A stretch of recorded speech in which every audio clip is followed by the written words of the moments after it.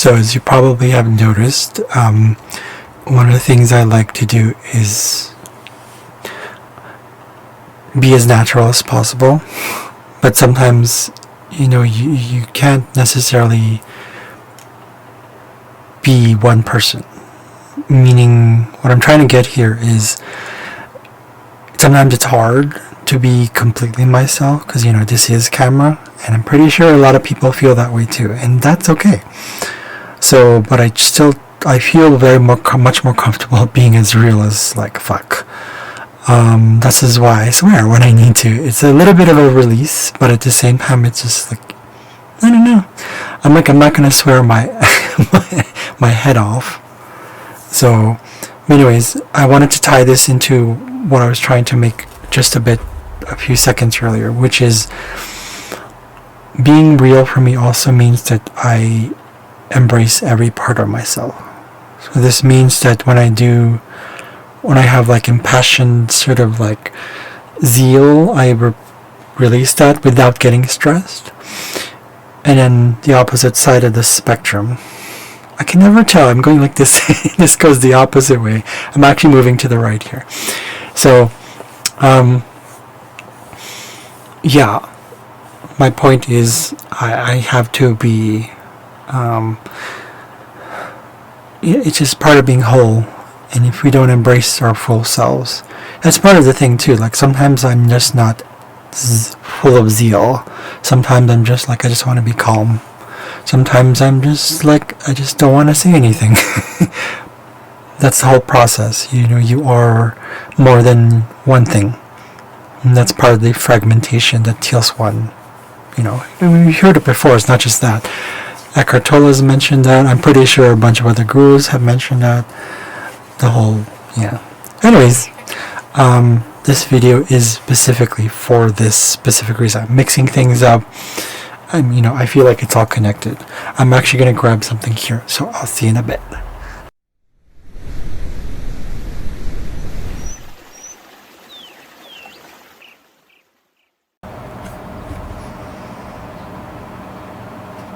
So I thought I'd make a video on seeing what I don't want to say channel per se, but yeah. So I'm just going to go straight into it. For those who've seen stuff like this, every person's channel differently. What I'd have to do is allow for it. So this will take some time. Hope you're patient enough to watch the whole thing. I'm going to actually do that, and I'm going to go into the cards, and then I'm going to go into the chart and see what connects. Okay.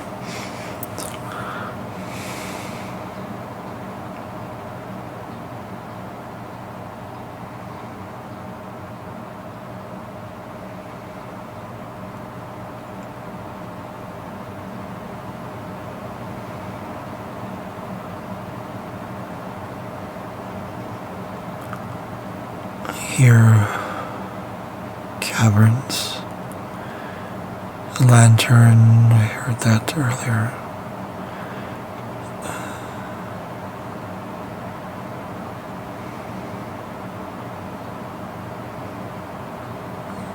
I don't know who this is, but I see a child with a dog barking to get its attention. Somewhere in a park with huge dark green trees.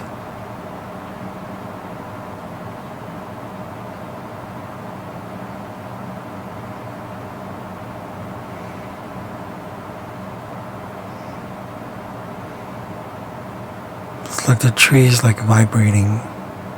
It's sending out energy, pulsating.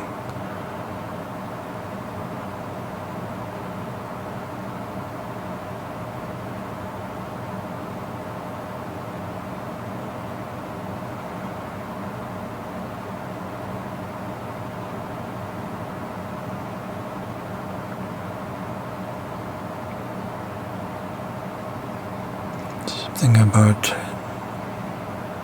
an empty trash can somewhere in a house. laundry room? I don't know what that is.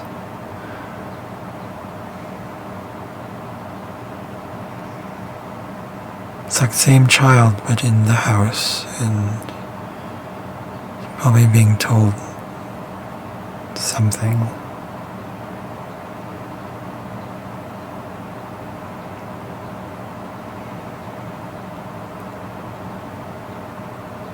Someone coming out of a car. It's a white car.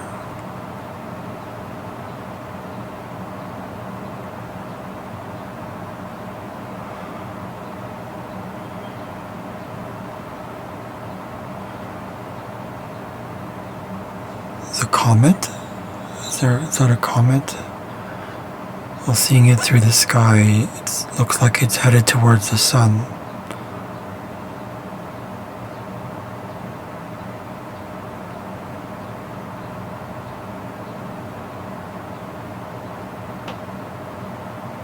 Keep hearing a lantern. I don't know what that means. Caves?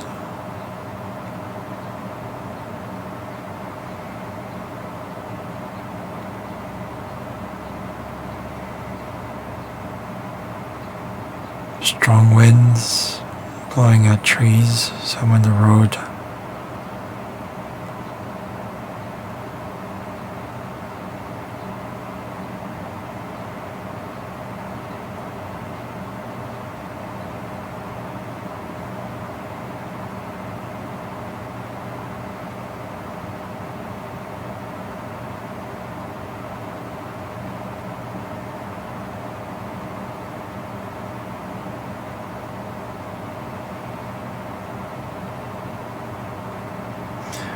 Perfection, I hear that.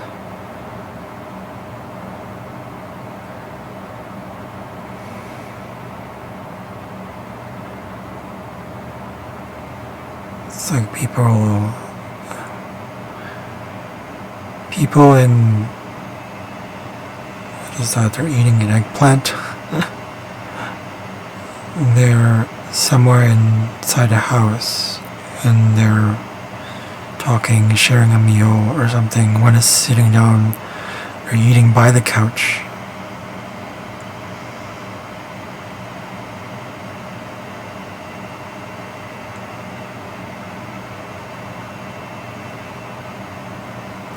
Okay, now it's back into the laundry room.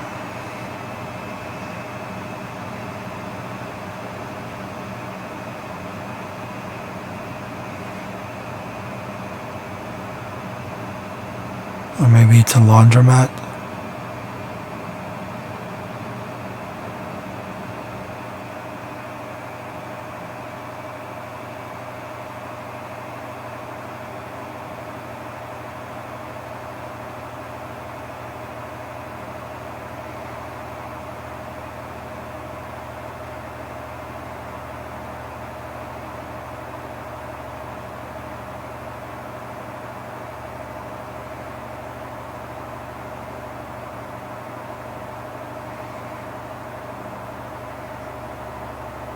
Somewhere in like a pier or like a harbor.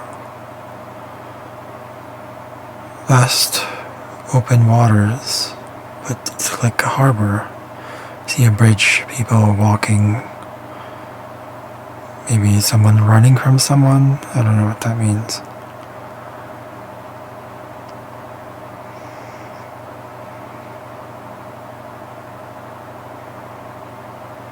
It's like the bridge is being eaten by some dark entity,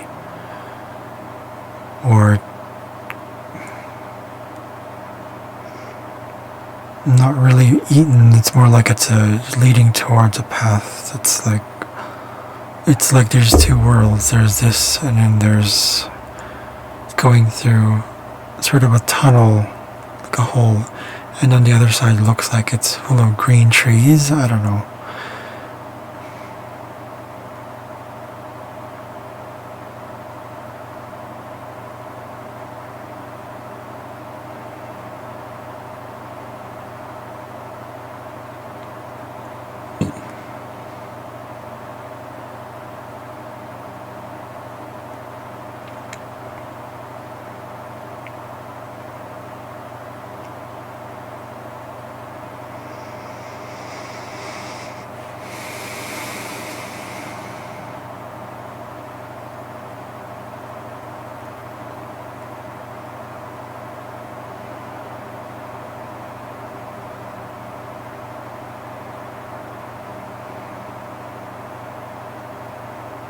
It's like somewhere in the city. It's like a big truck that passed by, but it's kind of like a company truck with dark wheels. The hubcaps are black. Somewhere in the city, it's like kind of downtownish area. Shops on the other side. There's another shop here.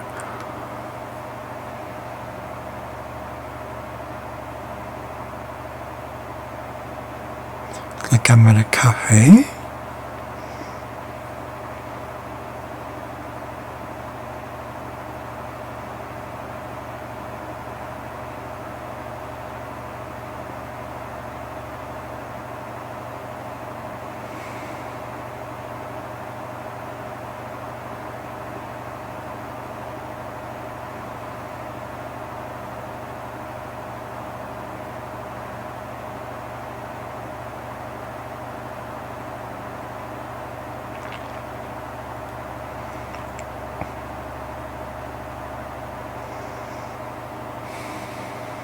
You keep seeing trees.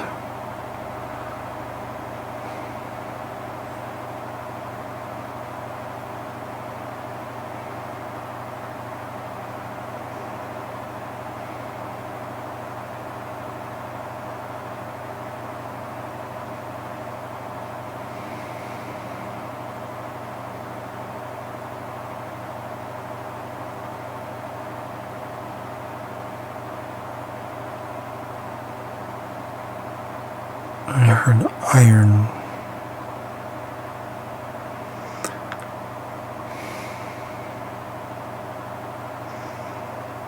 Caps.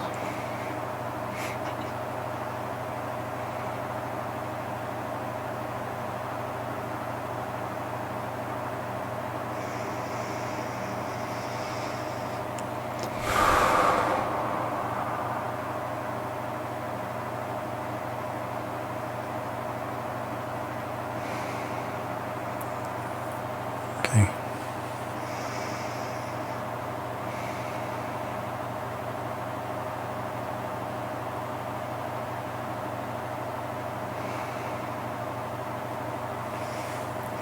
All right. So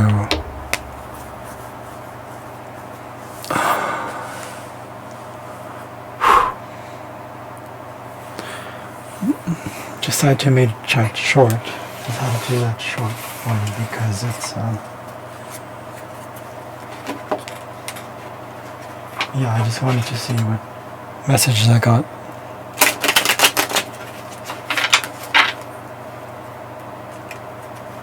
See what concept to see.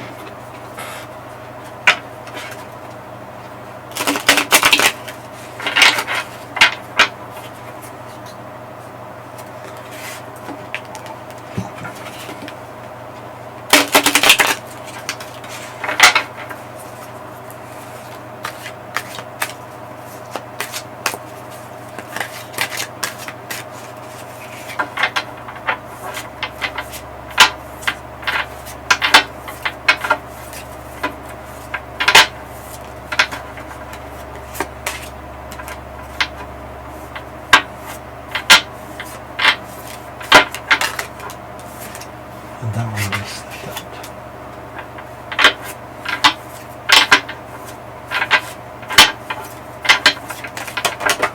Okay, that one slipped out. Oh, 2 cards slipped out.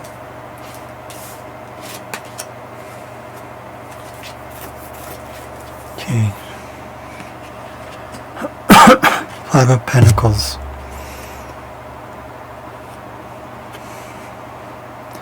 Seems like we're in for some, or we've been going through suffering.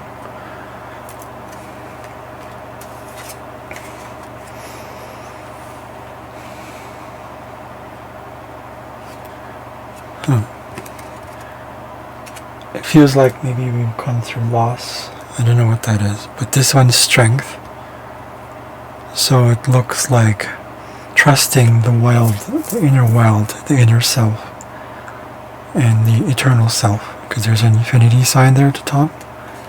It's really connecting with the higher self and everybody else and trusting the devil. trying to balance yourself. I believe it's kind of going into your darker side, your shadow, possibly. This one came up upside down. It's the Hermit. So self-development, self-processing, really going through the whole thing.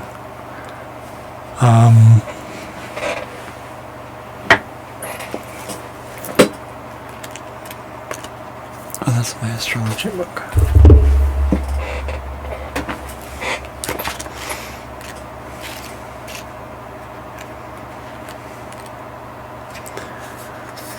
Lack victim mentality.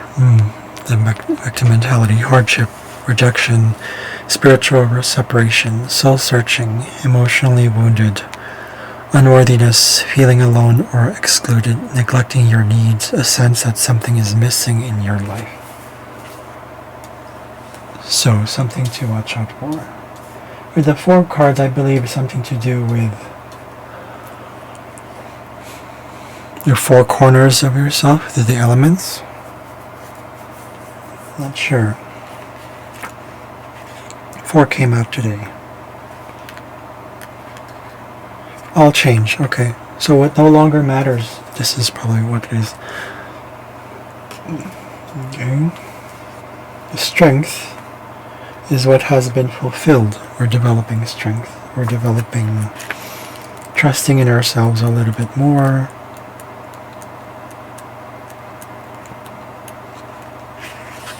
Okay. Courage, self-awareness, compassion. Self-awareness is a good one. Facing reality, taking control of your life, learning to take responsibility for your actions, ability to forgive imperfection. That's why I heard perfection. Okay. Being tolerant of others' faults, inner strength, awareness of your instinctive responses. That it's okay to have the emotions, but not necessarily react to them. And the devil is what will carry us forward. Bondage, materialism, living a lie, temptation, ignorance in relationship, thirst for money or power, unconscious reaction, childlike responses, self-imposed bondage, being obsessed, relinquishing control, chained to addictive patterns of behavior, manipulation by others, negative thinking, limited perception, generalization. So with that carrying us forward, it's what's going to help us awaken more by when we go deeper. And if that means having to suffer more, it's kind of like the necessary, it's really necessary change. For us to learn it, we have to lose things. We have to be in, especially when we lose ourselves. The change I must embrace. Hermit. This is the Hermit. This is the one that requires discrimination, discretion, detachment, withdrawal, a search for inner wisdom. Knowledge is a burden, fear of revealing a secret, needing the truth at all costs, wanting to be alone, self-searching questions, looking for direction or guidance, withdrawal from relationships. But I'm pretty sure that there's more to it than that. Let's see what the dragon says.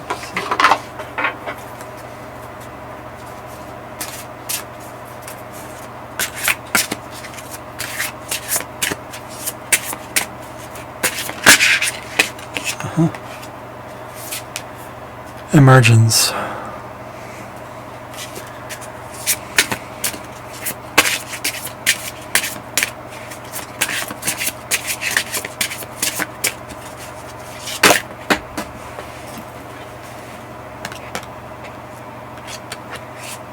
Ernie.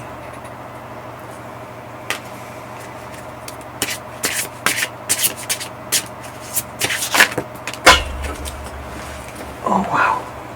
Okay. 3 cards came out. 4 cards came out. Wow. Okay. Okay. The Healer. Okay. Harmony. confidence, and peace. So with the 6 cards in place, we have emergence,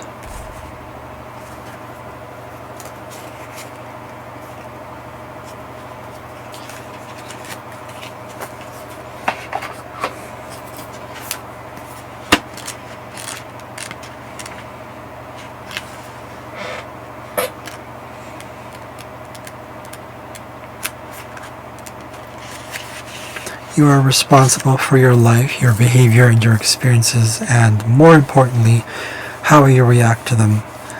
Sometimes as spiritual beings we find our human experience on earth can be quite tough. Listen to the wisdom of emergence. It's time to reflect. You need to take a stock of what you value and what is important to you. Contemplation and quietness are required. Your experience may have been vexing. It is unwise to dwell on them, but you can learn from them. Understand those who need to remember, and let others go. From this place, a new, vibrant you can emerge. But first, you must allow yourself to reflect. Go within to that inner place of peace, and bring forth that which you wish to be. It's when you need to look long hard at yourself. Okay.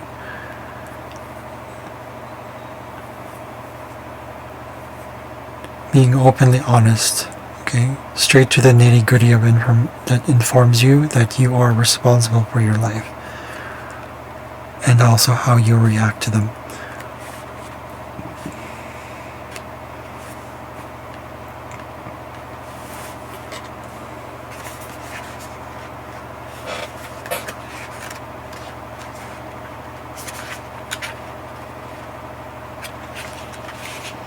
It is time to reevaluate, slow down your fast-paced life. Connected to nature, everything within natural, the rocks, earth, trees, plants,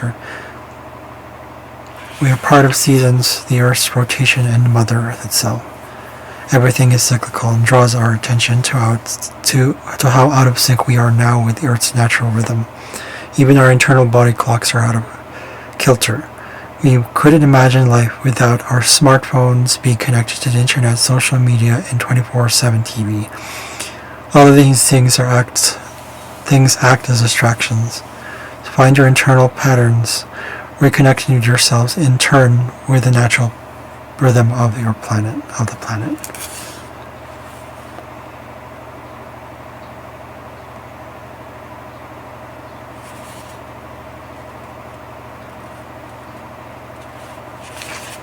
So celebrate by doing things that are more in alignment with the earth. The healer. Okay. Guardian of all healers of the earth, on earth, he connects particularly with those who work energetically. Reminds you that although you may walk or talk, we also need to heed our own advice. We are not a bottomless pit of energy and need to take time out now and again. So you're capable of great things on earth as a healer and as a light for others to follow. But to do this, you must burn brightly and throw light into the shadows of your world.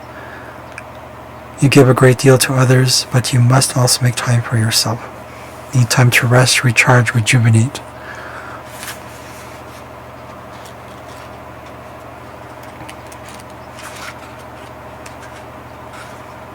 So to harmony.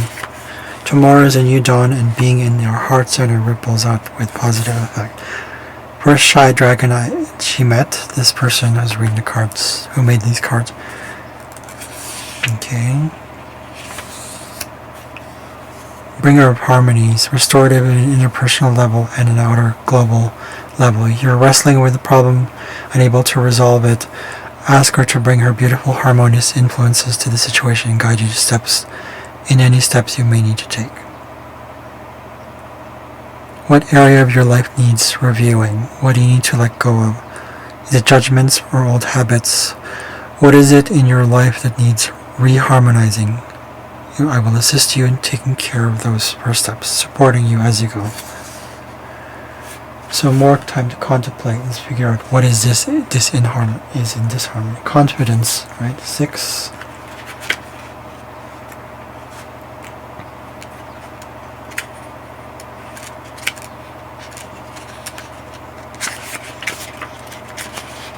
Trust yourself, your inner wisdom, and your intuition. This is really about courage. Also, if you're in a personal crisis, look for that confidence, meditate within. It's an awesome dragon to work with, but be warned, he can also be forthright. He says, you can't sit there wallowing in self-pity. You have a job to do, so get on with it. You may have many talents to draw upon and use. Yes, you have taken a few knocks and bruises along the way, but that is life. Your infinite abilities are yet to be explored and uncovered. Your task now is to trust yourself, your inner wisdom, and your intuition. Follow your feelings and listen to your inner guidance. This might well be scary, and you'll be taking yourself out of your comfort zone, but playing safe doesn't aid your personal and spiritual growth.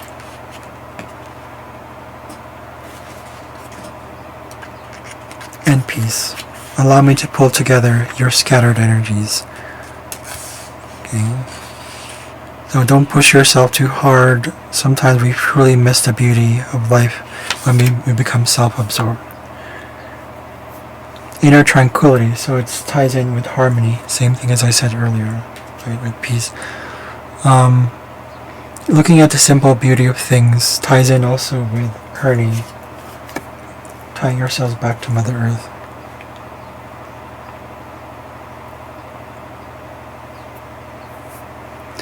It's bringing in the energy of gentle bliss like the early morning summer sun, giving a sense of completeness we previously lacked. So, he says, allow me to pull together your scattered energy so that you can feel a sense of peace enter your soul. Every situation has a legacy, but alas, occasionally it can take a little time to appreciate or understand this fully. Let my presence help release any negative feelings, for you are truly a creator and are immensely powerful. By allowing peace to enter our lives, we enable our very beings to carry more light. We become beacons for others and for those to follow. In order to do this effectively, though, we must release our need for control.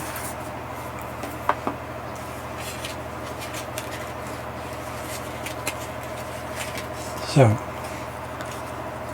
with those in mind, I'm going to do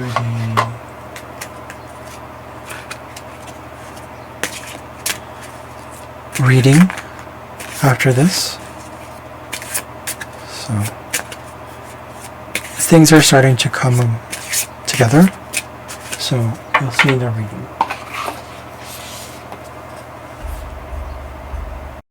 Alright, so let's see what the runes have to say. I just got these runes, and mind you, this is my first time using runes, so I'm gonna see what is being said. I don't know. You never know. So I wish I could show you like the camera, but it's not. Yeah. So anyways, I'll probably show you what I got. So I got this bag of, you can hear it, runes. I'll get a camera and then I'll show you what I'm doing.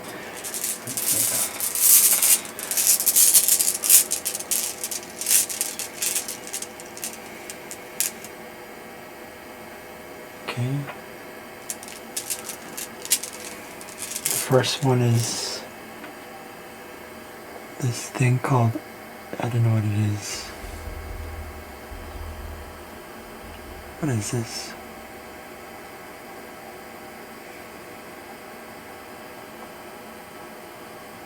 Thought it's like an M.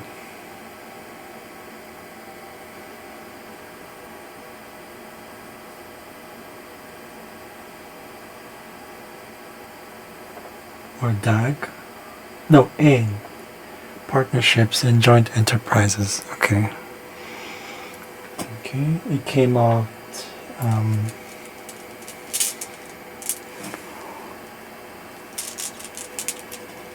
upright. It came out upright. Oh, that's not part of that.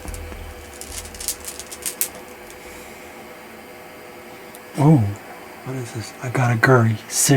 Cycle of the Year Evolution. And one more.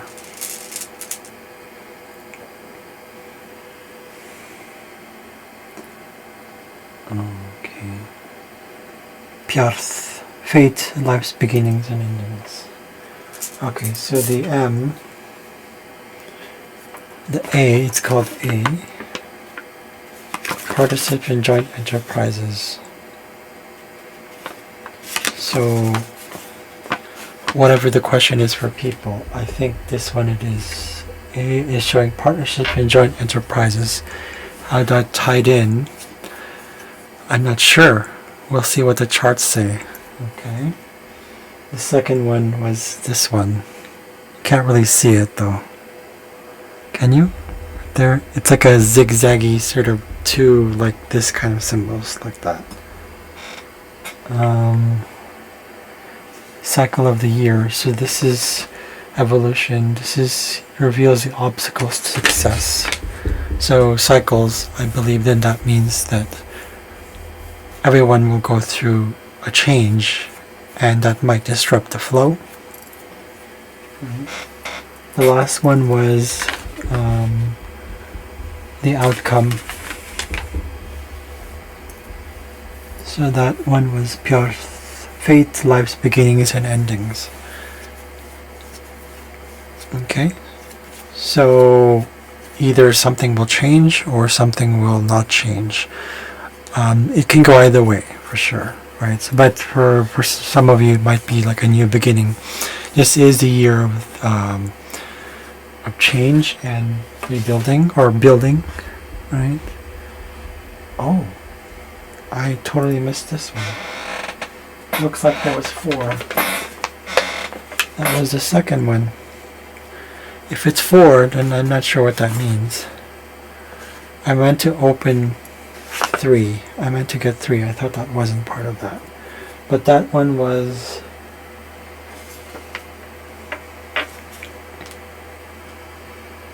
Sen. Is that Sen?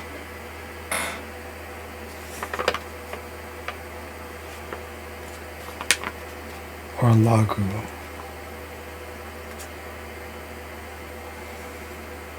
It looks like it's Sen, intuition, inspiration, and knowledge. So if the first 3 were that, then that means this, the second one. So the first rune reveals the influences surrounding the question you guys may have. Right? So that one was, again, partnerships in joint enterprises. So to go into something or not to go into something. I'll see what it does, what showed on the chart. But again, this one was Sen, so that means, or Ken, intuition, inspiration, knowledge. So as we're building this new year, this year that we're in 2024, it's accumulation of knowledge, information, specifically through experience, which I always prefer. And this one, of course, back to which was the second one, now is actually the third, the last one, cycle of the year, evolution. So it ties in with 24 and 4 actually. So you know we're heading towards a big change. So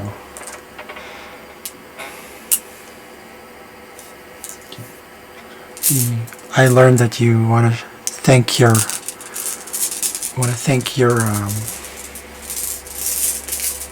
stones. So my very first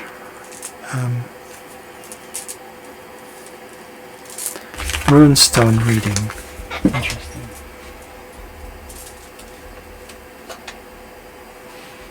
Okay, let's see what the charts have to say. Alright, thanks for hanging with me.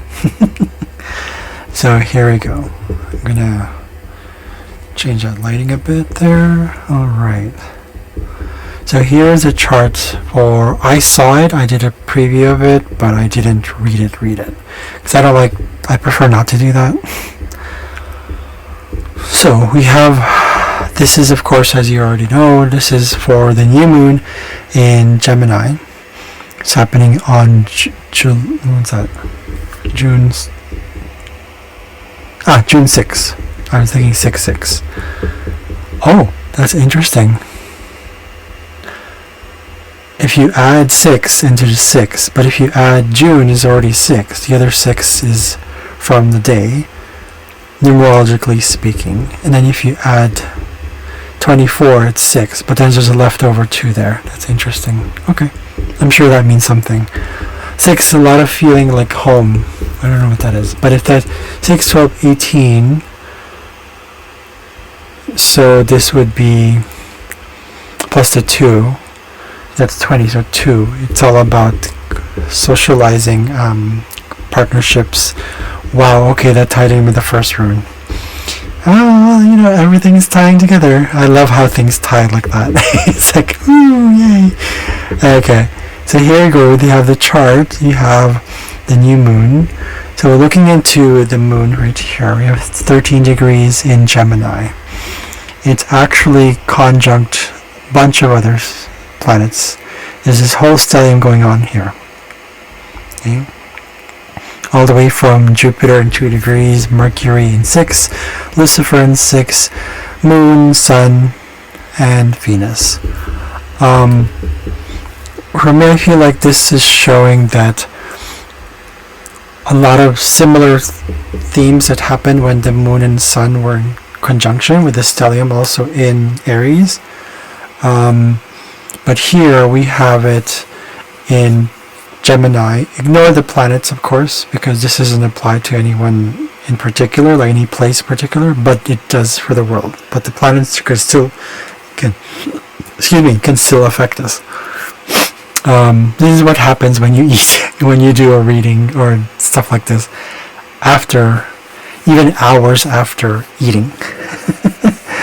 So anyways, so with this one, Moon and the Sun conjunction with Venus, that on its own, it's like how the people will be relating with governments, getting more information, relating them through more communication, transmission of information,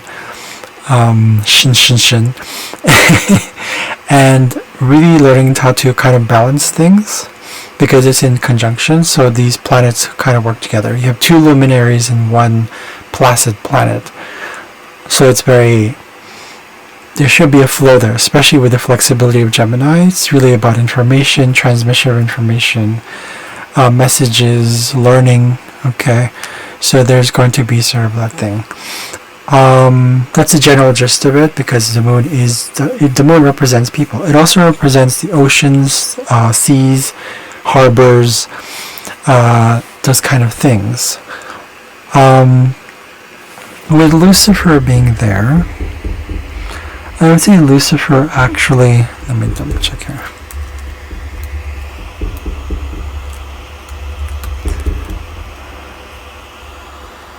Okay, let's see where Lucifer is here. Lucifer in this conjunction right here shows a lot of possibility more with the people to be more, it's that needed self-servingness, which isn't really about self-serving. It's more about, here we go. It's more about really understanding that sometimes we need duality to understand wholeness. Right? Lucifer is the one that is all about that whole, like, I'm beautiful, I'm proud, I'm better than you, it's basically all those things. It's also about self-victimization, because when he fell from grace, it's this whole poor me, I was just being beautiful, right? It's kind of like talking to someone who's like, I can't believe it, I'm beautiful. That's very much Lucifer. But Lucifer is separation, right? Even Teal Swan says it's funny how she said that whole thing when she's talking about Luciferian stuff. And you'll see in the video, look it up, the truth, what is it, the video of hers is the truth with the Christ consciousness and Luciferian consciousness. Luciferian is about separation, whereas Christ is like wholeness. Well, and so Christ accepts everything. including demons and devils, cannibals, murderers, those kind of things. It's a wholeness sort of thing. So, but Lucifer is that separation. But Lucifer does reflect back into part of ourselves that, it seems very like attractive, right? Lucifer is all about shining bright. Look at me, I'm the sexy model in the poster. And I'm going to lure you in, and I'm going to make it so that you are beautified through the source energy that I think is me. Right? I can understand. It's in my first house. I can understand how it is to kind of want to show off and be. So there's embracing that sort of the dark side of yourself, which is admitting to the fact that you have beauty, right? You're not exactly beauty itself. You don't need to be. You just have it in this body, and it's it's an appreciation. So when it becomes more about appreciation, we become more open. We become more embracing, more open and flexible. Also, like not on at times needed stubbornness, which is like creating boundaries, right? Anyway, so Lucifer is like that. So how that ties into this whole grand picture, which is the planet, I wrote some notes here. So he could be, we're talking probably about castaways, disowned children, relatives once or twice or thrice removed, all those things. Could be criminals, banishments, ostracism, impeachments, replacements of leadership. This ties into this one. Conquests, power conflicts, coup d'etats, mutinies, doctrines of divine right, political legitimacy, absolute monarchies, authoritarianism, royal mandates, probably theocracy, I'm not sure. Royal prerogative or exclusive rights, sex industry, possibly there as well. Seduction, techniques, methods, porn industry as well could be part of this. Beauty industry, earthly delights and pleasures. Survivors, torches, lights, electromagnetism is probably part of this one.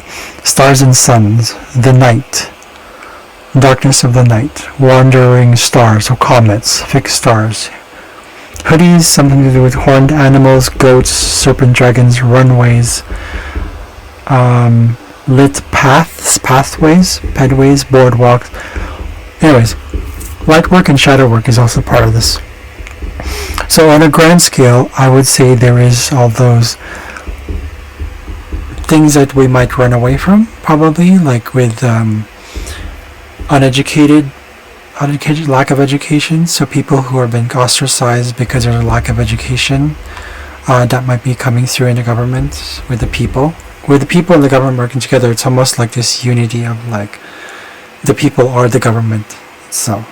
So this this conjunction with Gemini means that it's going more towards being informed, watching out for our neighbors, being open to those possibilities, especially because you have Venus there as well.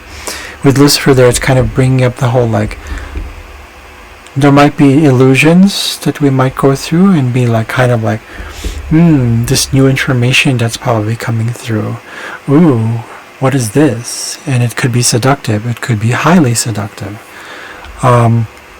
With Jupiter conjunct Mercury there, it's actually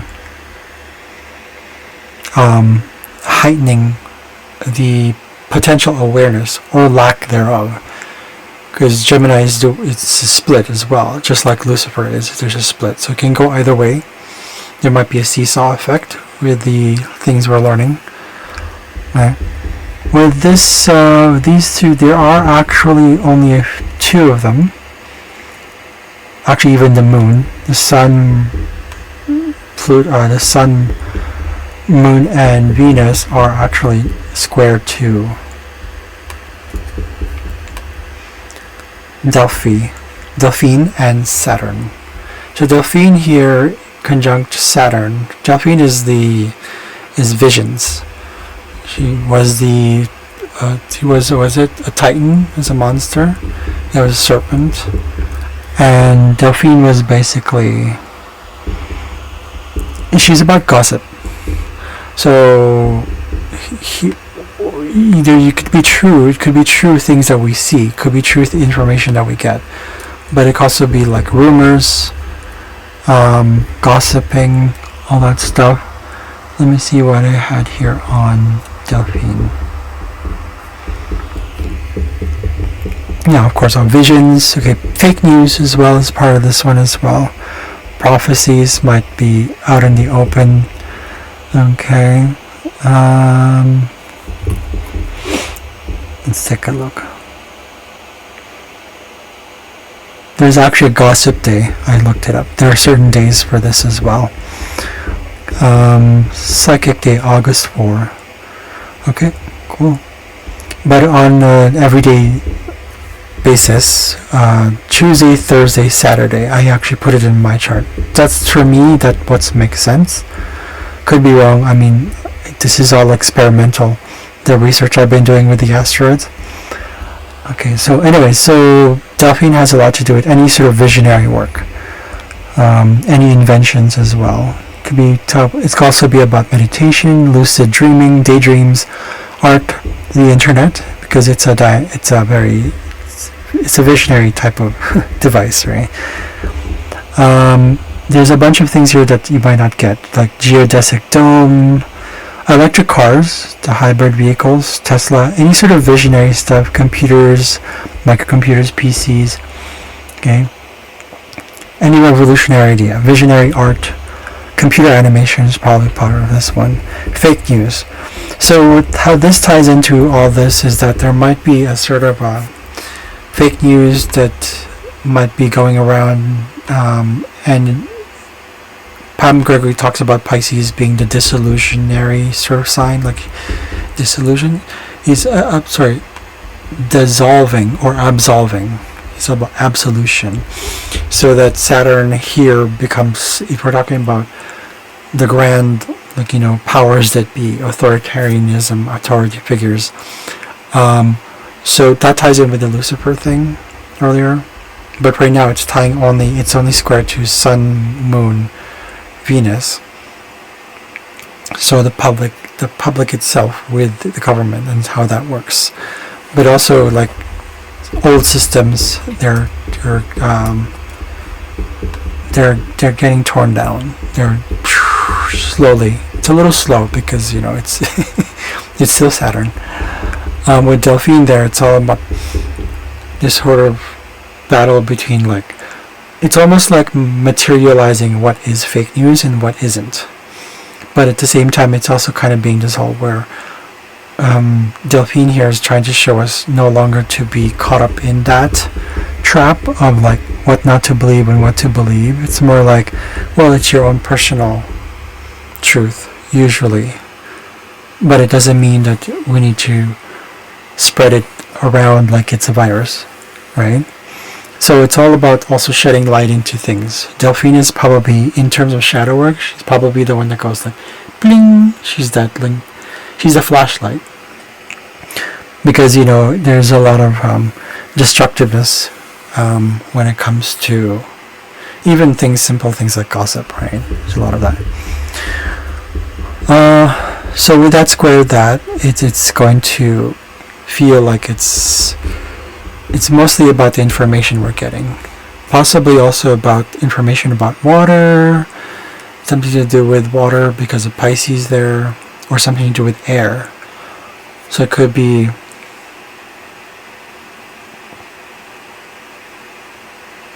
it's mostly about information, because Venus is the only thing that probably rules these it rules, so it's about governments, the people, so something with water for sure. And also with Venus there, it's probably like new, like hydroponic sort of new types of farming. I don't know. Venus doesn't really rule farming. Venus rules beautiful things, leisurely stuff like theaters, cinemas, anything that we think is beautiful, anything that we put worth into. I'm not sure if this has anything to do with any specific events like what do you call this, natural disasters. because Venus doesn't rule any of that. Saturn rules crystallization. Saturn rules solidification, boundaries. Yeah. I don't know what's going on there right now. But more to do with the media. Yeah. But media and how it's reflecting the authoritarian rules or the old systems and governments, and even the ones that we think are not like necessarily authoritarian, but like it's getting us to see our own little shadows of like ourselves. Like maybe is there something that we're still holding on to? This is probably why we're not changing, right? So because of this square, one is more on the left brain and one is on the right brain. So by coming together, it's almost like there's almost like this battle of like what to keep and what not to keep, what needs to be addressed, what is real, because Saturn also rules realness, but it also rules karmic responsibility, meaning to not spread gossip and lies where it's not necessary. When I say gossip and lie, that's necessary. I mean, it's not about gossip. The reason why we have gossip and lies in the first place is because we're trying to compensate for our own lack of, our lack, the perceived lack that we have. So with Delphine there, it's almost showing us as like,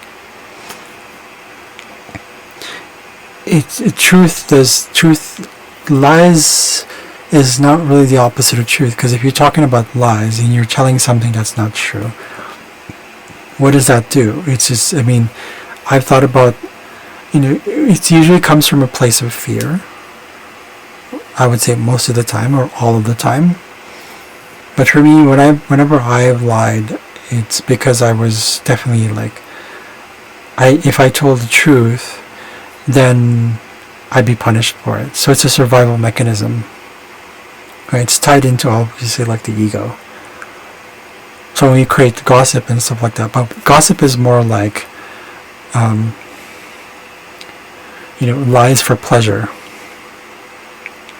How does a person get off on that, right? Or how do we as a society accept the lies that we're fed? How do we as societies deal with, what's not true out there? But is it really, if you really think about it, what's not truth out there, or what people see on the internet? I think if we look at it from a more practical point of view, meaning like, or something that is not real, then we see, okay, it's another story within a story within a story. So I feel like that's what it's telling me. So it's time to kind of like look into this deeply and say, okay, what are the lies because only you know yourself as to be like, okay, this is what's I'm going through, and this is what I'm experiencing. When we go back down to the body, into presence, we'll see which is true and which is not. But at the same time, if you think about it, perception is all there is as being human, right? Because we can perceive something as something, but it doesn't need to be called anything that it is. It's not just the labels of something. Like, for example, let's say lip balm.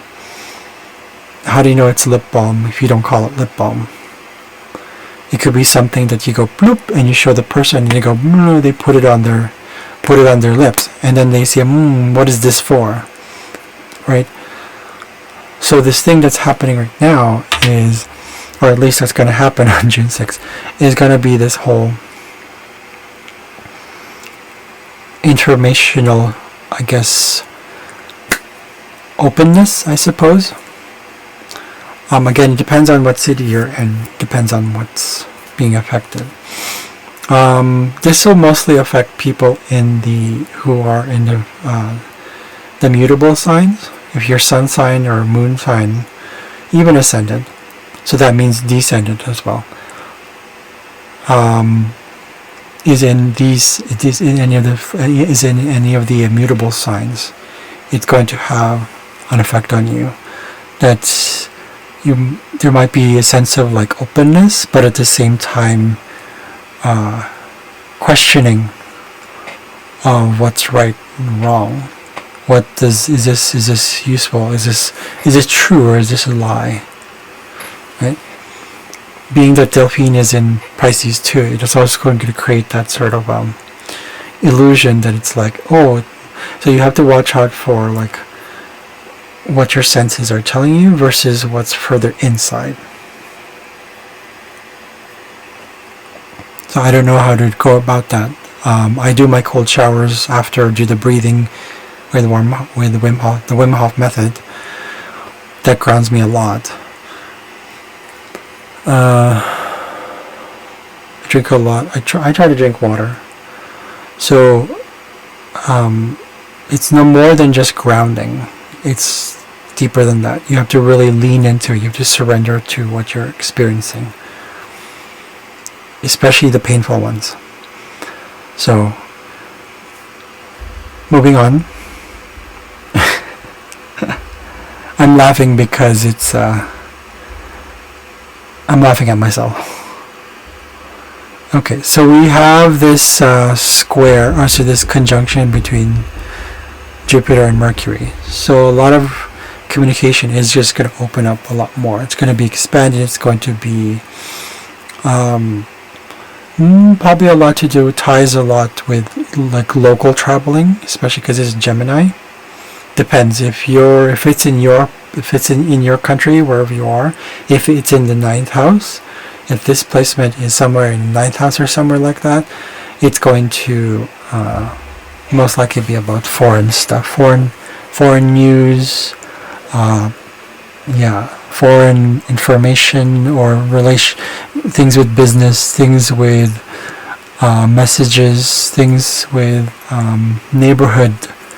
So I think it's going to be opening up opportunities to see what we're not seeing in little tiny neighborhoods, possibly more local. I'm not sure. It is square Horus. So let's see, because Horus was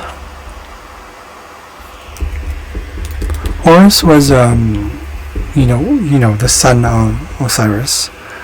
And what happened was one of his eyes got taken. His uncle took it. But the story of Horus is actually much more than that. Apparently he was seduced by his uncle to try to win his favor, so that he could, I think it was like something to do with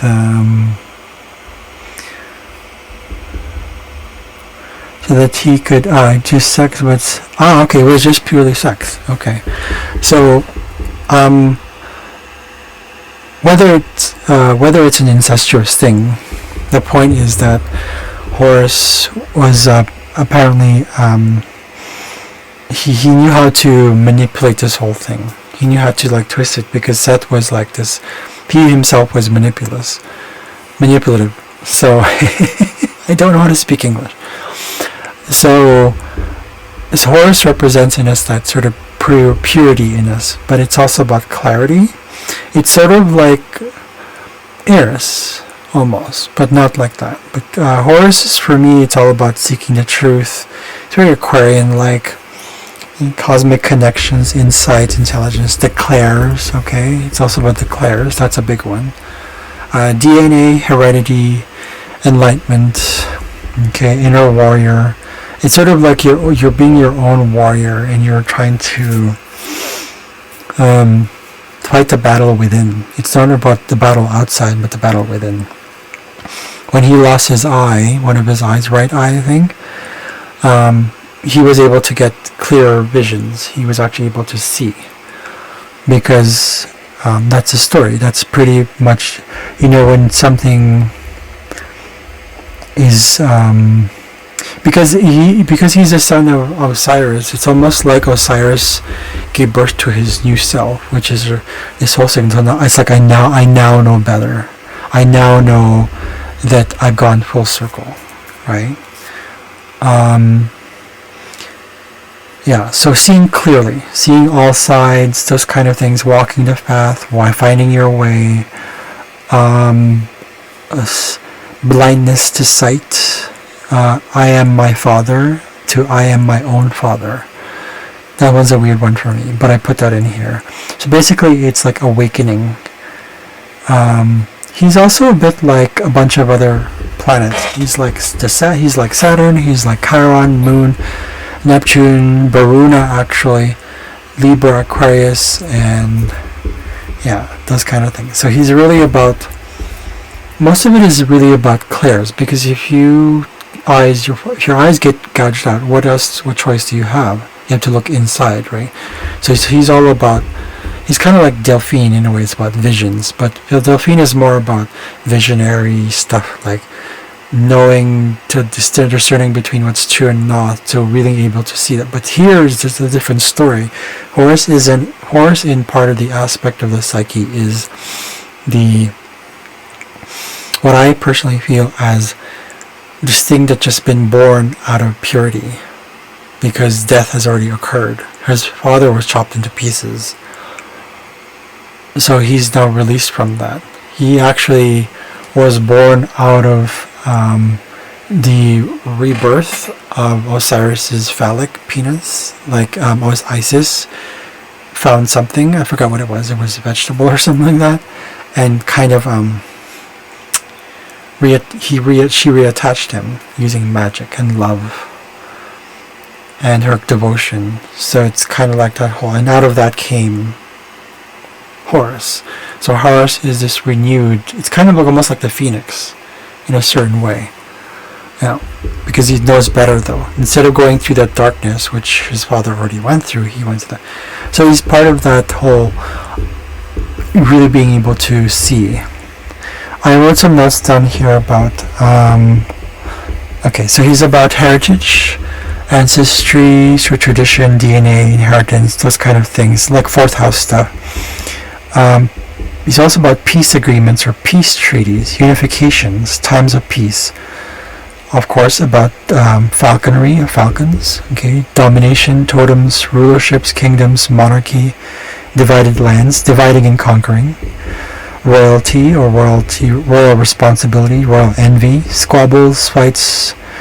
So churches, temples, synagogues, sources of wisdom, wingspans, trade routes, two-way crossroads or access or roads, skyships, airships, air traffic, uptown versus downtown, hierarchies, family roles, international relations, intranational relations.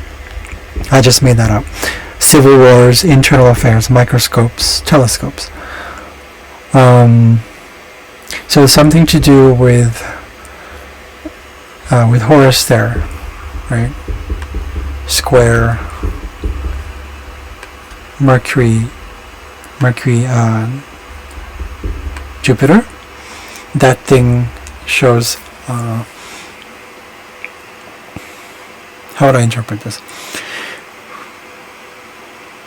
We have to get kind of a clearer vision in terms of what is, because it's in the first degree of Pisces. So as this goes into the illusory sort of like effects of Pisces, to escaping towards, indecisiveness, sort of kind of just like being passive and just flowing with things, very hippie-like,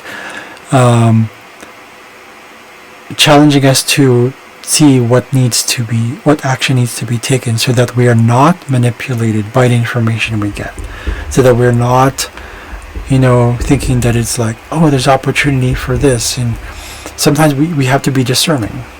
We have to look inwards and look into the inner self, and figure out, is this what's right for me? Is this what's true? Okay. This could also be traditional things related to tradition or heritage.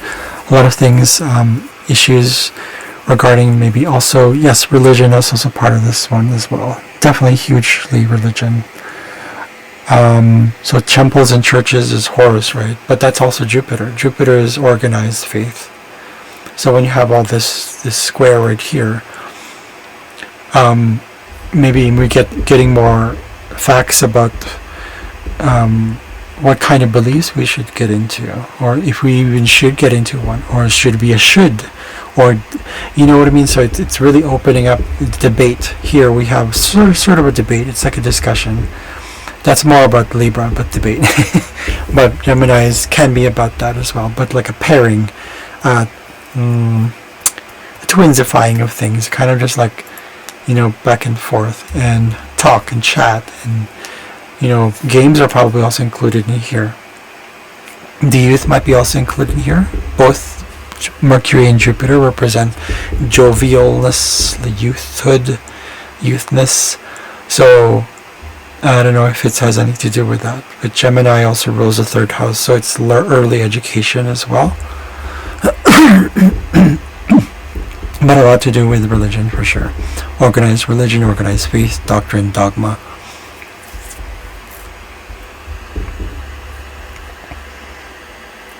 Since we're looking into this particular house, well, in where I am, you got Phaethon in Uranus conjunction. So Phaethon is recklessness. Phaethon is not just recklessness.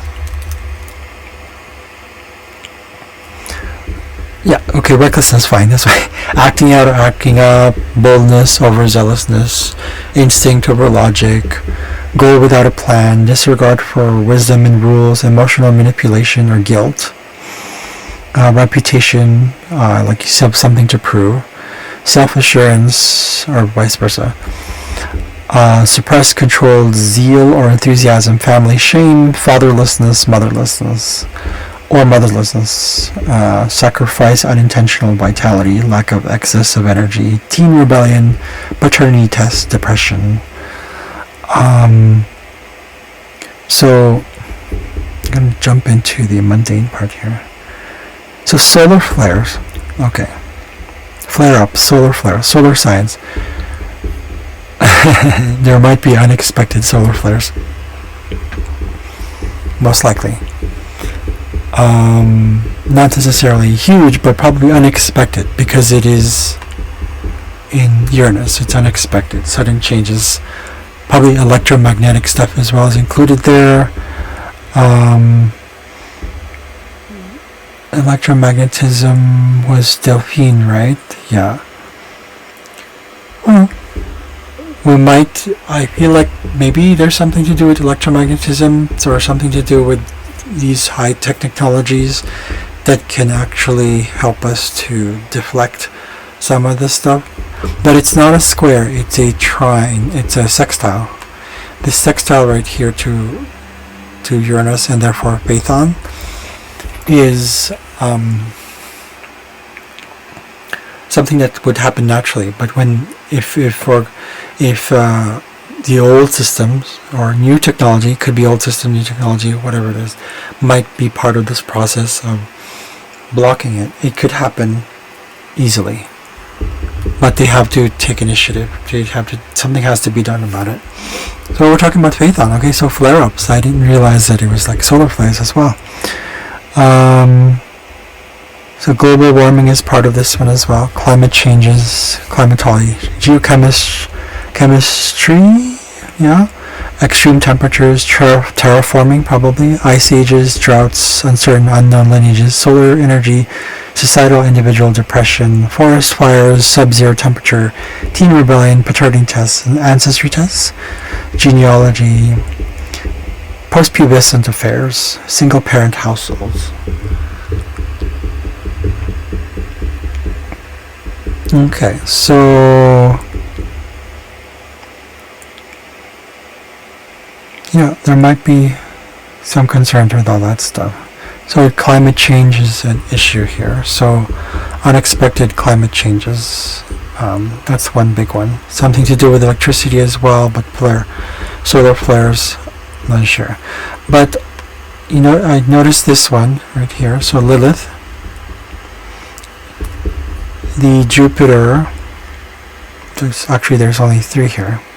Phaethon and Jupiter are in themselves actual conjunction, okay, and they're opposite of Lilith. And Lilith is usually the shadow itself, collectively speaking on a subconscious level. She is the one that is about the shadow. So power struggles as well,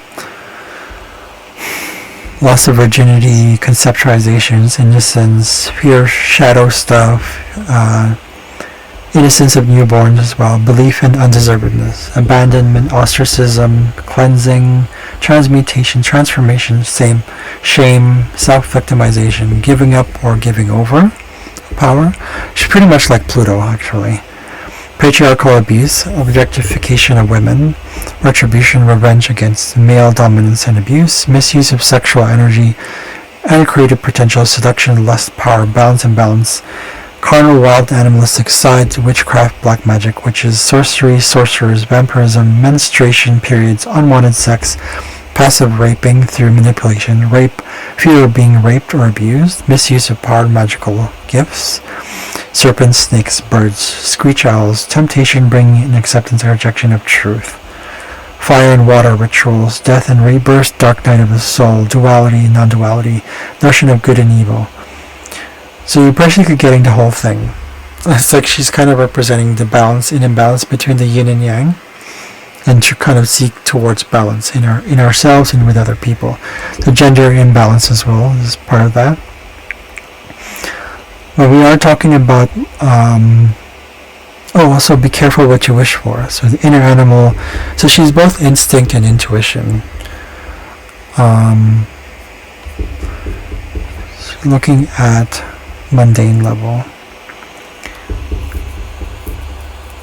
So it could be that there might be power struggles, okay? Gender stereotypes, gender inequality, feminism, whether to abort the missions. In this case it talks about abortion, but it also refers to abortion in general, meaning aborting of plans, so something to do with 0 degrees in retrograde. So people might be feeling like they have to confront their shadows, but they don't know if it is true because it's like kind of hidden. Lilith is here as retrograde, opposite of Phaethon, right? So being reckless, being expanded recklessness. It's already waning though. It's like away from Phaethon's. Jupiter's already away from Phaethon. Or is it Phaethon approaching Jupiter? I think it's Phaethon approaching Jupiter because Phaethon is part of the asteroid in the asteroid belt and Jupiter's further out. So it's approaching Jupiter. Okay, so that means it's going to be heightened recklessness with Uranus there. It's going to be unexpected recklessness, but in this case more like solar flares. But it being opposite of Lilith in Sagittarius, it feels like probably only a few people, a few governments might be able to process. Maybe it might cause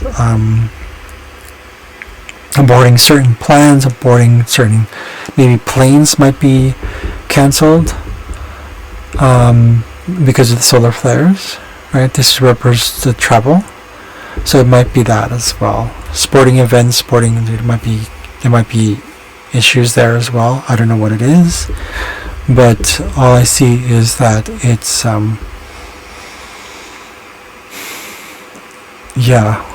the solar flares probably have something to do, or electromagnetism. I'm not sure.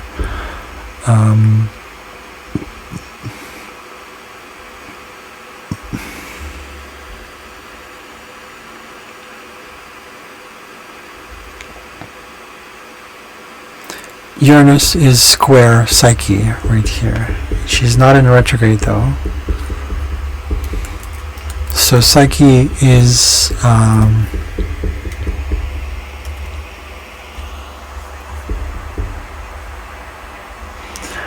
a soul love, okay? Intense connections, very deeply, very deep. Purity, bring out jealousy or worship, okay? Unexpected attraction, infatuation, overzealousness, co-creation, Equal partnership, suicide, worth and deservedness, knowing over trusting, listening, acceptance. Faded love, forced, imposed love. Kind of like this starstruck sort of love, I suppose. My bad or spilled milk. Childhood abandonment or trauma. Hiding from one's grace and gifts. Music, bathing, food, gems, gold.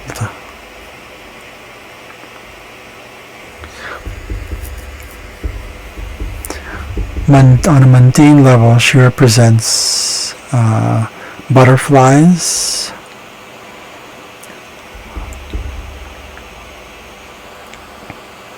Okay, I'm trying to see where this term, myrmecology. I don't know what that is. I forgot what that. Entomology or ants. Something to do with that. Oh, entomology, bugs. Okay. Lepidopterology. I forget what that is. Also, but it also rules impulse buying, especially of beautiful things, false gods or worship, vanity products, love spells or potions or perfumes, adorational gifts, self-sacrifices or sacrifices, suicides, homicides, psychiatric hospitals, and centers of psychiatry. So I feel like here with the square psyche, with Uranus there, especially with the solar stuff, I believe it has a lot to do with, let's see here, Psyche in Aquarius.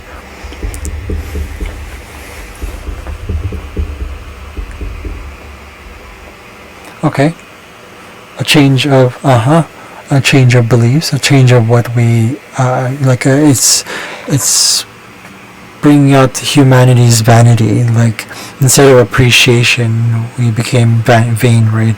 So this is creating a kind of a tension between and the changes that need to happen. So we probably are still going to get a lot of like changes through like breaking apart even the system of the cosmetic industry or the view of beauty itself, because we have here it's actually like one is in it was an earth, right? Because it's changing any sort of beauty stuff, any sort of beautiful beauty related stuff, in terms of vanity, pleasure, food, farming, even buildings itself, aesthetics. That's Taurus. But it was with its square Aquarius. I believe that is a square to Uranus, right? Yeah, it is. A square to Psyche shows that it's like we must go deeper, right? And humanity is part of this whole process. So everyone's going through the whole like deeper love, deeper beauty. But it's not going to come. It's not without its. I guess you can say there's sacrifices, right? There's sacrifices part of this one as well. So not for the sake of humanity, but kind of like figuring out what is false, what is true, right?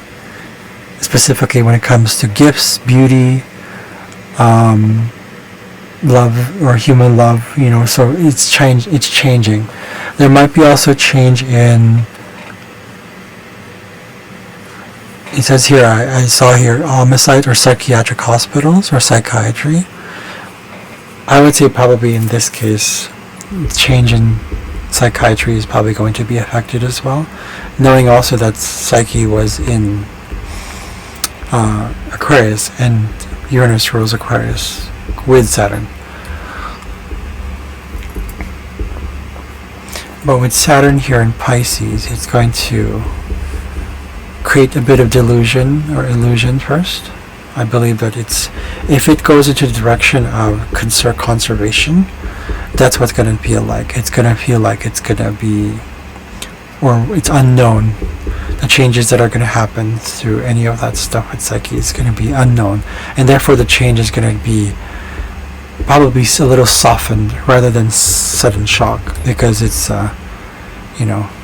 if Uranus was square to Saturn, then that's where it's just like huge tension, right? But it's not. It's through Psyche. What else do we have here? So we still have Chiron square Mars. Mars is still there. It's actually we're moving away from Chiron, so it's not as strong, but it's still there. Regarding willpower, and we kind of talked about this before, you'll see it's like a wounding of willpower.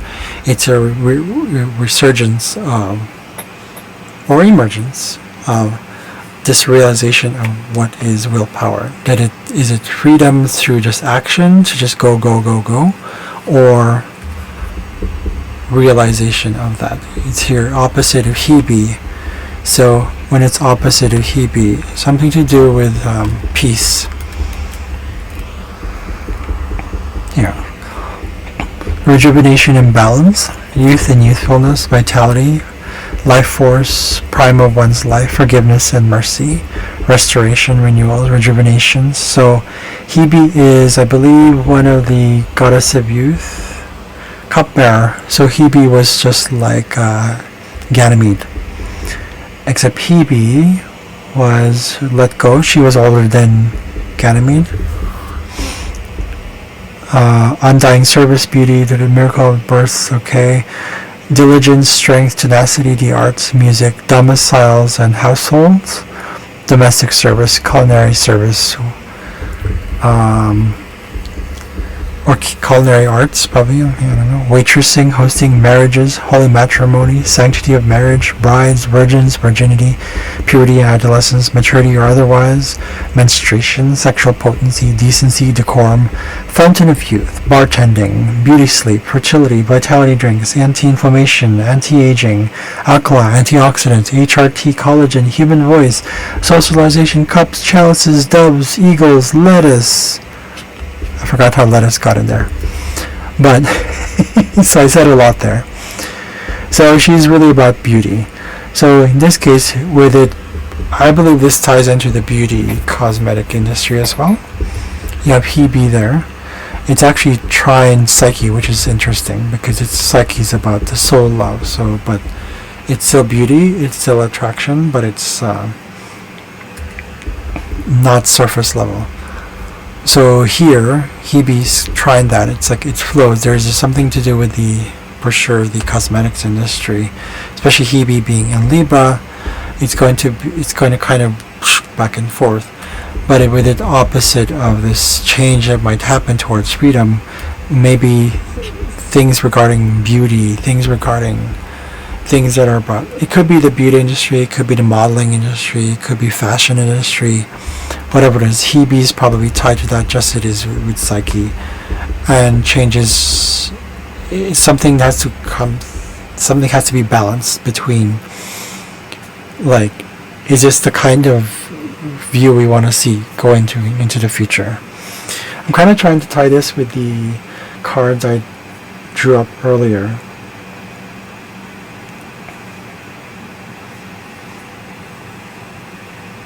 I remember the cards, the tarot cards. I remember there being, the last one is the Hermit. So that kind of explains this decision to it kind of ties in a lot with Saturn, which is kind of finding places or ourselves. Like as we go through this whole getting information of what's, any sort of news stuff that we see online, or if you're watching it, it might affect you, and gossips might affect you. But if you look at it from like the point of view of like Pisces, it's trying to. We sometimes might need to escape, not into that kind of escapism, but use escapism as a sort of a route towards something that helps us ground ourselves. So in meditation, all that stuff. This is why that whole Hermit card, I believe, came out. Hermit's tied to Saturn, Saturn rules Capricorn. It's pretty much that.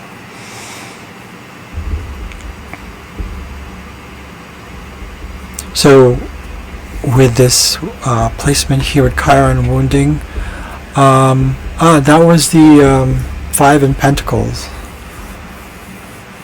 And trying to balance it with the beauty. I believe one of them, don't remember the other card. What was it? I remember the first one, Five of Pentacles, and then the Hermit. But in terms of the reading, the joint thing. Okay, with the runes. that's something to do with Libra here. And also like beginning as well. Eos is right here. It's actually opposite North Node, which actually that's a big one. Okay, there's that freedom. I might look back into the video, but it ties in with what we were talking about. So North Node is still it's in Aries, so it's about freedom of society, our sense of like responsibility to ourselves, initiative, taking initiative, being curious, being present as well, pioneering, being a leader in your own right. With it opposite Eos. Eos was actually retrograde before, so now it's actually bringing in new opportunities. Eos is a renewal. It's from old to young, rejuvenation, similar to Hebe. But Eos is about new beginnings, because it's like the cycle of this, the sun, and around, not around the Earth, but it sounds like a flat Earther thing. But daily cycles, basically. I'm not sure if the Eos has something to do with circadian rhythm, but I'm just tying this into because it's in Libra, so that means it's in areas of new beginnings when it comes to relationships, particularly relationships, contracts, laws, agreements, things that we say yes to, general love itself, love of things, appreciation, music, nature, beautiful things, but also equality and making sure justice is served for all sides of the, everyone is included. There's no exclusivity. Right? Libra doesn't like exclusiveness. It's a very Aries thing. So with the opposite of the North Node, it's trying to balance between personal freedom, our personal freedom, with new beginnings with relationships. Is that going to help us? Because sometimes maybe our freedom might be to not talk to people, but maybe it's now time to actually open up and be more open. I've been going through the same thing. Back of my head, I'm still thinking, oh no, Corona, right? So not to do that, not to trigger anyone on purpose, but that's what goes on in the back of the head for a lot of us still, and that's okay. But it's worth more to live with the having more purpose in life, having more reason to just experience and be present, and even if it's not about elevation, when we raise it from the heart, it becomes more meaningful. Here we have Eos' story. It's talking about it's an obsession with youth, or attraction to obsession with youth, or those kind of things, because Eos apparently had something to do with Helios or something like that. I don't remember the actual myth. I have it here, but I'm not going to read it. So anyways, it's about being in a hurry to start something new. It kind of teaches us to see that beginnings aren't necessarily going to be beginnings because it's new, beginning of something like maybe it's time to revert back. So in this case, it could mean that we go back to relationships we thought were gone, or relationships that didn't really work, but we could go back into it. Not necessarily to say that we go back. It's more about not about going further or not going back, because sometimes we have past regrets. It also means that if it's past regrets, that means something that we have to deal with relationships as well. Any sort of relationship, actually. Libra's any type of relationships. So it's time to have that renewal, to shed things that are from no longer service. So that doesn't necessarily mean getting rid of relationships, but changing our perception of it. Libra is still an air sign, right? With it opposite of Mars, or with opposite of Aries, which is a fire sign, which is about intuition. Libra in this case would be the left brain. Aries would be the right brain.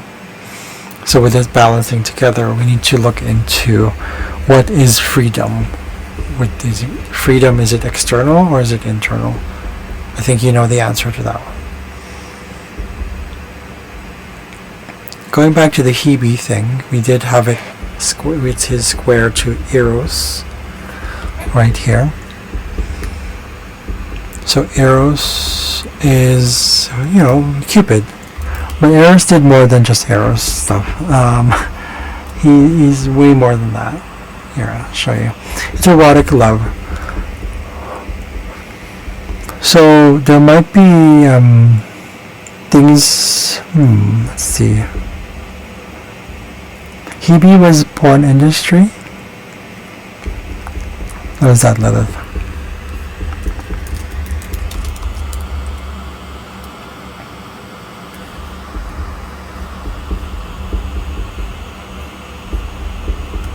Oh, that's Cersei.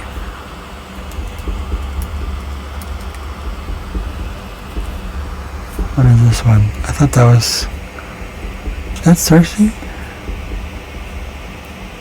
Oh, that's Lucifer. Okay, got it. Okay. Porn industry. Eros is seductive. What is this? What did I say here? Eros is erotic love. Primordial love.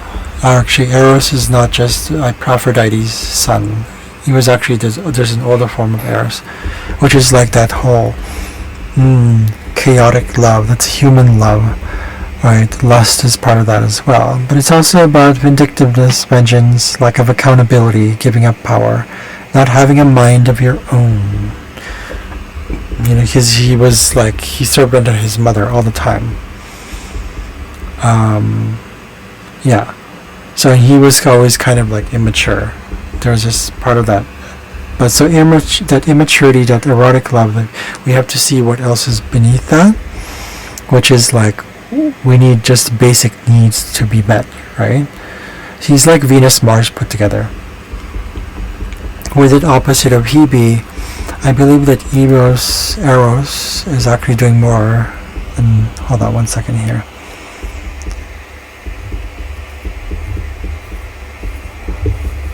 Oh, okay, well, legacies. Okay, so it might affect the legacy of the beauty industry and what needs to change, because it is opposite of this right here, right? So, with Eros also square Chiron, it's bringing in this idea that love is actually erotic. I mean, there is eroticism, but I think that's just a bonus. When we're really looking at people through the lens of like where we're not just seeing the physical, we're actually going beyond that. Then we've come to a point where it's like, okay, now I understand. Eros is that part of us that wants to connect, but it's like a deeper love that's like what people might consider like dark love or immature love. But what do we see? If we were to judge immaturity as just immature, it wouldn't go anywhere, right? So Eros here, I believe, represents our basic needs for affection, intimacy. When we don't get those, it becomes this erotic thing. We escape. It's a form of escape. Right? This is the 8th house thing. It's usually we think as the 12th house as form the house of escapism, like Pisces is ruled, like that because Pisces rules it, right? 8th house is also escapism, because you're running away from that powerlessness and getting into taboo things and seductive, powerlessness. So when you're powerless, what happens? You do the opposite. You seek power. You become like a succubus. And you might not want to hear it, but you become like a vampire, right? A spiritual, like energy vampire, as to be specific. But so that's what it is. If we don't honor our basic needs, we have to look for it elsewhere, but it's actually inside. So Eros represents a little bit of that. Actually, all the planets do anyways. It's all part of the whole shadow work process. So yeah, so there's that big thing for that day. I didn't look at the basic charts I was looking at before. I would usually look at. Sedna, of course, is in conjunct Jupiter. It's part of this process here. So with the expansion of the whole information, we're also getting new. Well, it could be new. It also could be old information that are coming through about. And this is where it comes in. It's not. I put it in my on older video, and I talked about how, because it's Gemini, it's also about information about languages. I don't know. I could be biased when I'm doing this, but I shouldn't be. But it is tied to languages as well, or at the very least, knowledge about language. And it's funny because, like, here I see an intercepted house. We're not going to go through that because it doesn't affect everyone.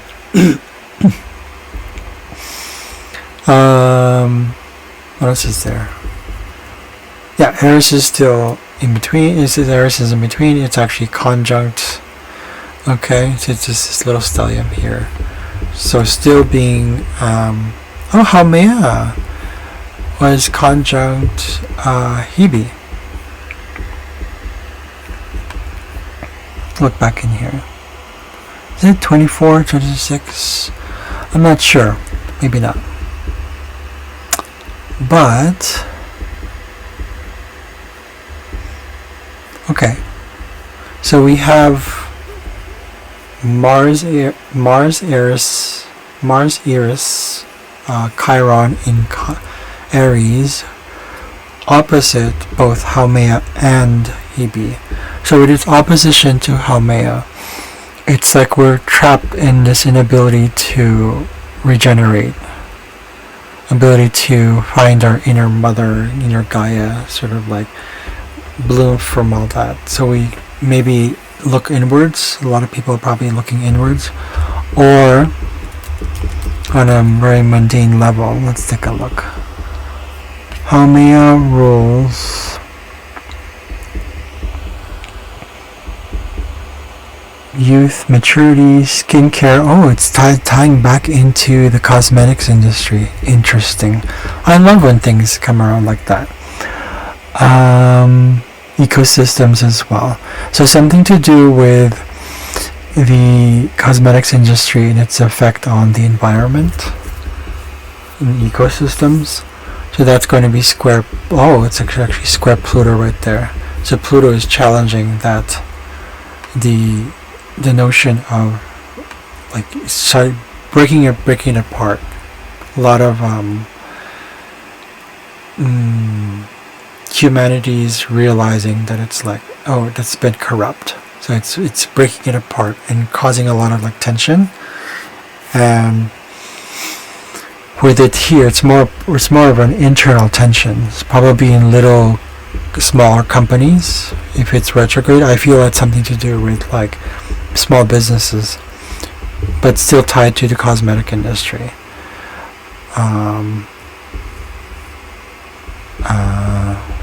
What else is there?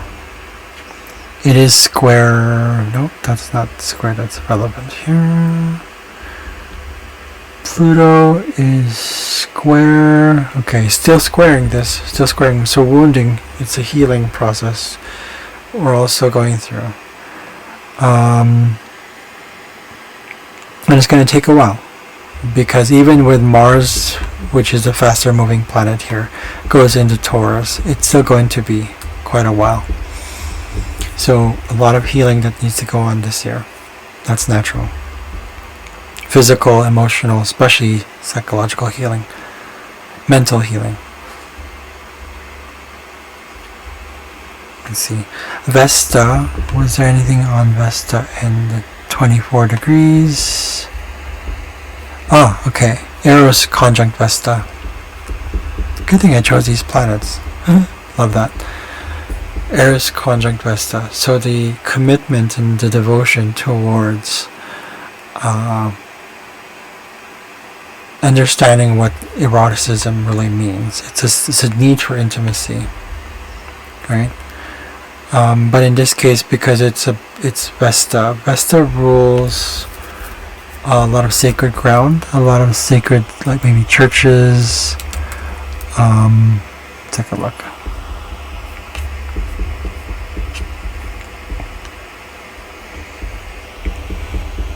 Yeah, temples. It could also be about the heating industry, energy industry. Okay.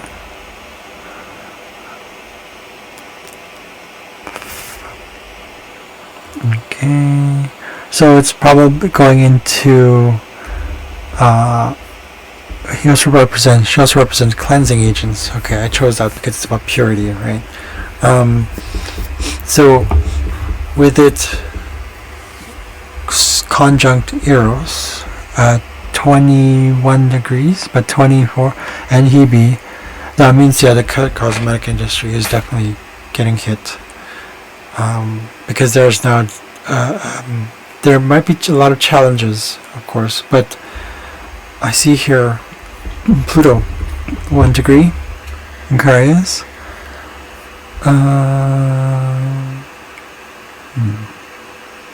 It's still 7 degrees. It's still far off. Once Hebe turns in closer to Haumea, it's starting to rise. It's going to start to rise. It's going to be bigger. It's not just Hebe's in retrograde though, so it's still smaller industry stuff. Once it starts hitting into past, once it goes direct, I believe that's something to do with that, the cosmetics industry being affected, for sure. What else?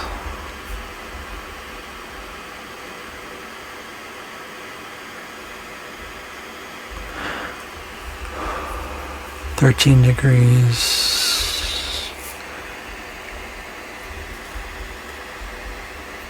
A lot of internal decisions being made. A lot of questioning of life. A lot of doubt about what rules not to break or break. A lot of decisions that are kind of, we might question our own sense of self and instinct. It's almost like we don't know how to listen to it still. It's in retrograde. Core, he is retrograde, so we can't feel the rhythm of life. So, and we probably won't be able to feel a bit of those downloads, those sort of like, right? Probably going to slow it down a little bit. But it also goes the opposite. Something could break apart. Be like, oh, what's this? Make, the rules, creation, communication, genius. So data collection, okay, books, multicultural interest, translation, especially with cross-cultural themes, cultural synthesis, integration of tasks, computer iterations, and I think this is from, the one I discovered was autobiographies, bios, debates, asexual, irrational. I forgot which one was mine. This is from Philip Sedgwick stuff, I believe, unless I got it wrong. But anyways, but something to do with like genius, right? He represents self-creative abilities, potential, trusting in your own creative powers.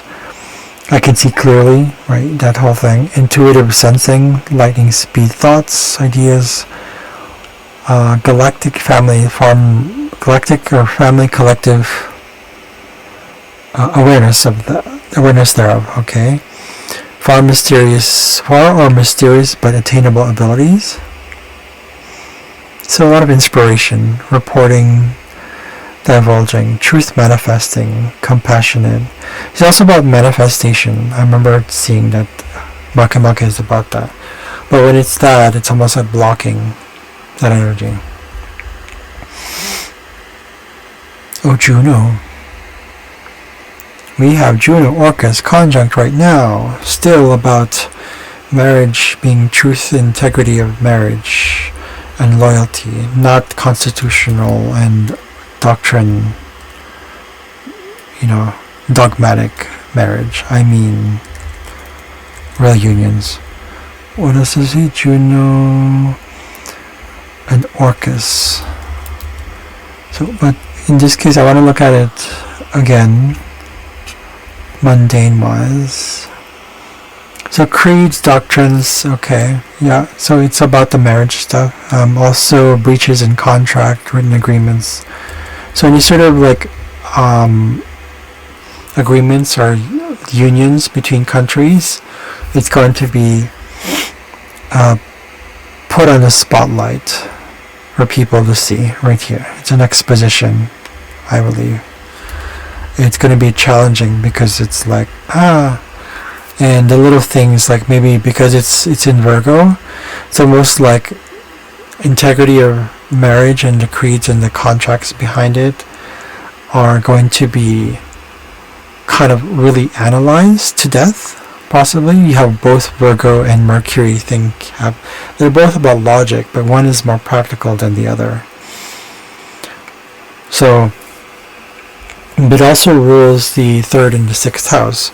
So one is more about health, one is just more about information. Which is health is sixth house, that's Virgo, right? And third house is Gemini.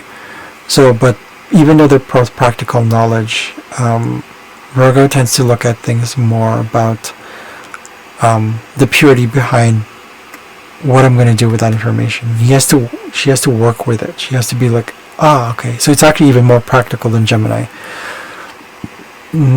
But what this also means is that little things are going to be affected. So little changes, I would say. Necessarily not really about changes, but it could be, because this is now going into, right, the sun and, let's say, the sun and the moon and Venus are actually, 16 degrees.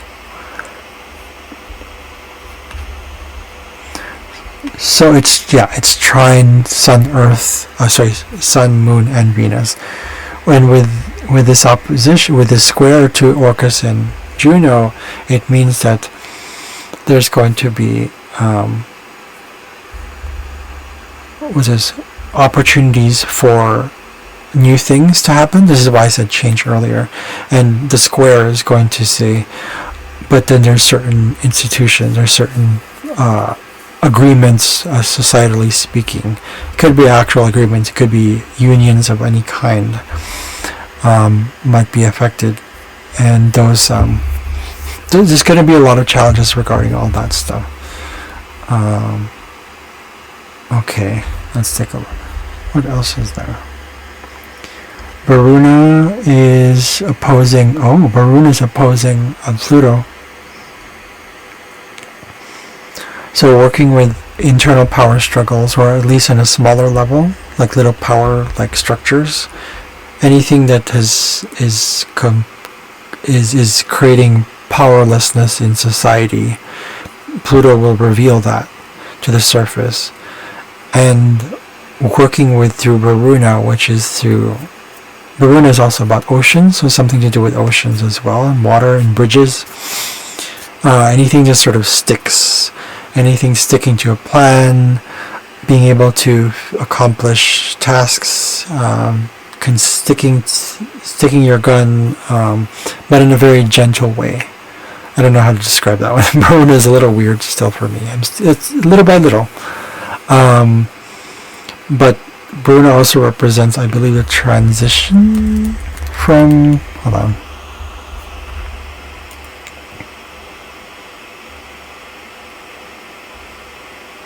Oh, more like the healing inwards, okay, because it's introspection. So it's about binding, okay, balancing of morality and values according to universal laws, 4D and beyond. So it's timelessness as well. Varuna's timelessness, or timelessness with acknowledgement of 3D linear time. So nature and nurture. Okay, so anything to do with water. Physicians as well, trauma, truth and trauma, emotions, diligence and patience, moisture, so probably something to do with moisture in the world, flights of birds or flamingos, seashores, marshlands, coasts, ports, and seashores are occupied by fishermen, sea traders. So something to do with that. Maybe the because this is in Leo.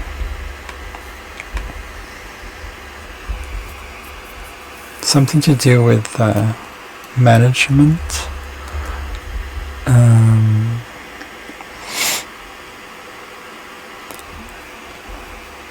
Maybe fishing industry, like the sport of fishing, or something like that, because that's Leo. It's recreational. So I feel like it has something to do with that kind of stuff, but also, yeah, so fishing, maritime trade, ships, navy, something to do with the government, or maybe authority figures, not really, but it's in Leo, so anything to do with children as well, so kind of like recreational stuff. So yeah, it ties back into the whole bridges and ports and all that stuff, and with how it's going to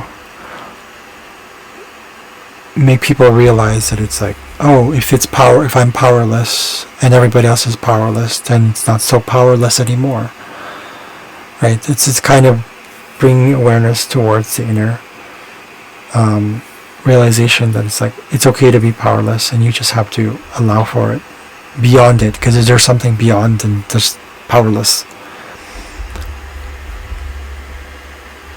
So I think I've said enough for the whole thing. It kind of ties in with the cards that I read earlier. I would say go back to those cards and look at it. I hope that helps though. I thought that was quite interesting, because I've never done more than just the cards or chart, but I actually did a reading at the beginning. For those who didn't see it, go back to the beginning. I did sort of like a channeling sort of thing. It was weird. I did see trees, so something to do with Sedna, something to do with the nature. Rowan is here as well. But saw a lot of trees. I don't know what that was for. With the change in farming and all that stuff. But it was specific people, so I don't know who I was channeling. I don't know if it was for me or anybody else. What else did I see? I don't remember what I saw. It's in the video, because when you're in it, you just see it, and then I remember there just being trees. That's the one, because I was still probably a bit more conscious back then. So I don't remember. So I hope that helps though, but that's all I have for today. Thank you so much for watching. If you have any questions, comments down below, you know what to do. Do subscribe to my channel and click the like button if you like this. If you don't, doesn't matter. I'll see you guys later. Thank you for watching.